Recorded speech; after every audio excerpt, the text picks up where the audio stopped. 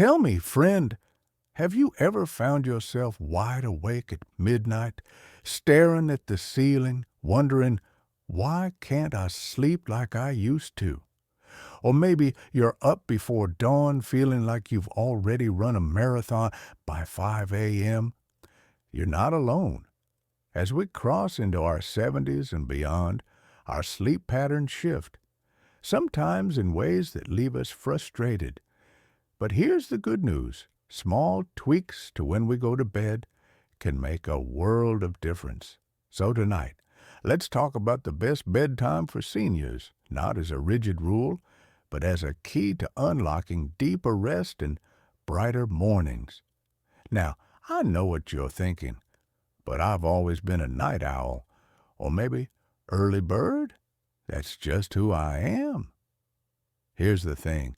Our bodies change as we age. That internal clock. It's called the circadian rhythm, and after 70, it often starts nudging us to bed earlier and wake earlier. But fighting it? That's like swimming upstream. Let's work with our rhythms instead of against them. First, let's talk timing. Research suggests that for most seniors, the sweet spot for bedtime falls between 9 p.m. and 10 p.m. Why? Two reasons: melatonin and morning light. As we age, our bodies produce melatonin, the sleep hormone, earlier in the evening. By 9 p.m., many of us are already in the biological bedtime zone. But here's the catch. If you push past that window, you might hit a second wind that keeps you tossing till midnight. Take my neighbor Hank. At 78, he used to stay up till 11:30 watching old westerns. "I'll sleep when I'm dead," he'd joke. But he'd wake exhausted at 4 a.m., craving a nap by noon. Then his doctor suggested a 9:30 bedtime. Within weeks, he was waking naturally at 6 a.m., feeling refreshed. Turns out, he laughed, my body's not broken. It's just on senior time. Now, I'm not saying you need a strict military schedule, but aiming for that 9 to 10 p.m. window helps align with your body's natural melatonin surge. And here's a pro tip. Consistency matters more than the exact hour. Going to bed at the same time nightly trains your brain to say, it's that time again. Let's unwind. Second key point, listen to your daylight. Our ancestors rose and slept with the sun, and while we've got electric lights now, our bodies still crave that rhythm. If you're waking at 5 a.m., fighting it with blackout curtains might backfire. Instead, lean into it. My Aunt Mabel, 82, embraced her early rises. She drinks her coffee on the porch, watches the sunrise, and naps at 2 p.m. "I've got 2 mornings now," she says. The trick? Adjust bedtime to match. If you wake at 5 a.m., a 9 p.m. bedtime gives you 8 hours. But if you're up at 7, 10 p.m. works fine. Now, these first 2 points, the 9 to 10 p.m. window and syncing with daylight, they're the foundation. But there's more to explore. How do naps fit in? What about nighttime routines? And what if pain or anxiety keeps you up? We'll tackle those next time. Until then, why not try shifting your bedtime by just 15 minutes this week? Not to force it, but to gently nudge your rhythm toward better rest. Mornings like this make me think sleep isn't just about nighttime. It's a whole dance with the day. Last time, we talked about bedtime windows and syncing with sunlight. Today, let's weave in 2 more threads: naps and nighttime rituals. Because here's the truth. Good sleep after 70 isn't just about when you close your eyes. It's about how you open and close them. Let's start with napping. Oh, naps. They can be a lifeline or a trap. My cousin Ernie used to crash on the couch at 3 p.m. and wake groggy at 5, muttering, "Why bother?" Sound familiar? Here's the secret. Short, strategic naps. Aim for 20 minutes. Just enough to recharge without diving into deep sleep. Think of it as a coffee break for your brain. Time it like tea steeping. Set an alarm for 25 minutes. That gives you 5 to drift off and 20 to rest. My friend Clara does this daily at 1:30 p.m. right after lunch. She calls it her siesta reset. Now, she's alert for afternoon puzzles instead of fighting fog. But here's the rule. Never nap after 3 p.m. Late naps borrow energy from tomorrow's sleep bank. Now, let's stitch in the second thread, nighttime routines. Ever notice how kids fight bedtime less when there's a story and a song? Our grown-up brains crave rhythm too. Start winding down 90 minutes before bed. Dim the lights, swap news shows for soft music. And here's my favorite trick. Sip something warm. Not caffeine, but chamomile or golden milk. My neighbor Lou swears by his 9 p.m. cocoa ceremony. Just cocoa powder, almond milk, and a dash of cinnamon. It's like a hug for my nerves, he says. Routines aren't about perfection. Miss a night, no guilt. But consistency tells your body, safety ahead. Try a 3-step ritual. 1. Wash your face. Cool water wakes the skin. 2. Write 1 line in a gratitude journal. Thankful for today's laughter.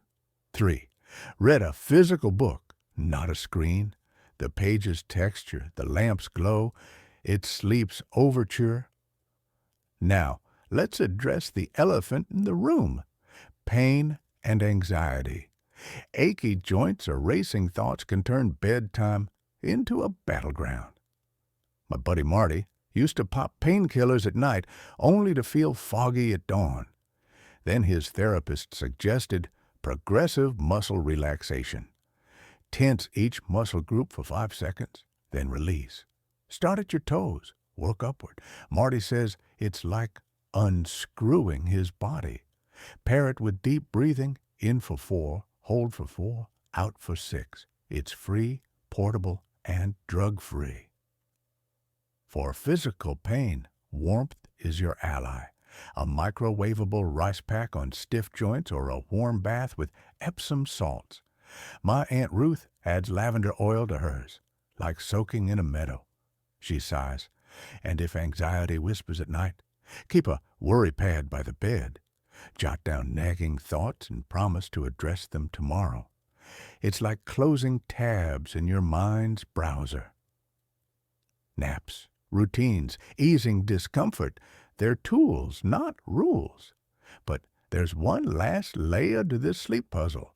Your evening environment and diet. How your bedroom's set up and nighttime snacks can be allies or foes. We'll explore that next time. Until then, why not try one new habit this week? Maybe a 20-minute nap or a gratitude sentence before bed? Small keys can unlock mighty rest.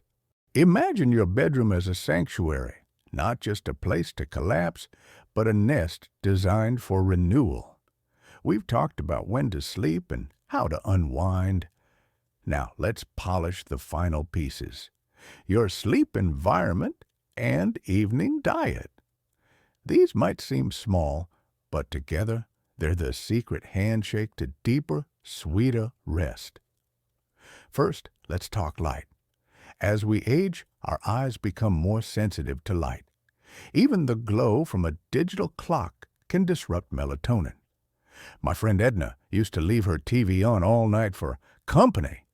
Then she swapped it for a salt lamp and a white noise machine playing rainforest sounds. Now, I wake up feeling like I vacationed in Costa Rica. She laughs.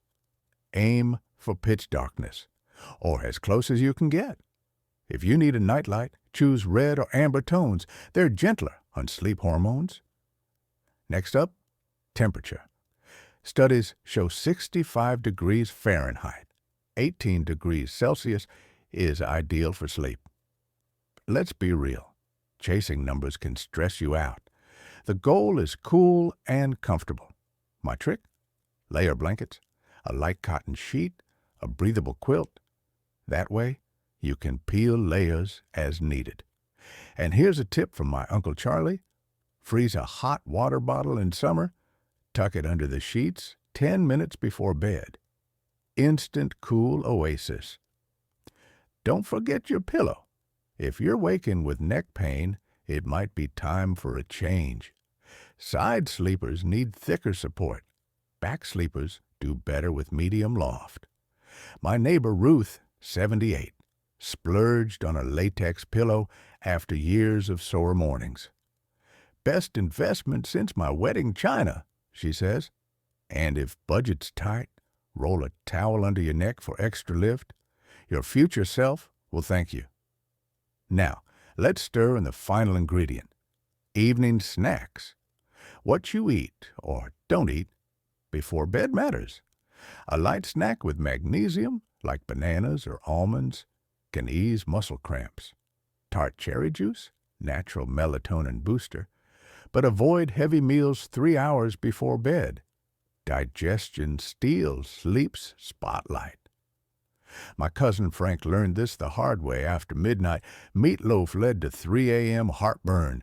Now, he sips chamomile tea with honey and calls it evening dessert. And caffeine? Oh, it's a sneaky bandit. Even that 4 p.m. cup can linger in your system. Try switching to decaf afternoon. Or better yet, a chicory root coffee that smells like comfort but lets you drift off easy. My friend Marge swears her 7 p.m. golden milk, turmeric, ginger, oat milk, is the reason she sleeps like a koala. So let's gather these threads. A bedtime between 9 and 10 p.m. synced with daylight. Strategic naps and calming routines. A sleep sanctuary tailored to your senses. Foods that nurture, not disrupt. But here's the golden thread weaving through it all. Listen to your body. You've lived decades learning its language. Trust that wisdom. If a 9:30 bedtime feels forced, nudge it. If chamomile tastes like soap, try peppermint. This isn't about rules. It's about rhythm. Now, I'd love to hear your stories. What's one small change you've made to sleep better? Share it below. Your tip might be the answer someone's been searching for. And if this series helped, pass it on. Let's help each other reclaim rest, one cozy night at a time. Thank you for sharing these quiet moments with me. Remember, good sleep isn't a luxury. It's fuel for the moments that matter.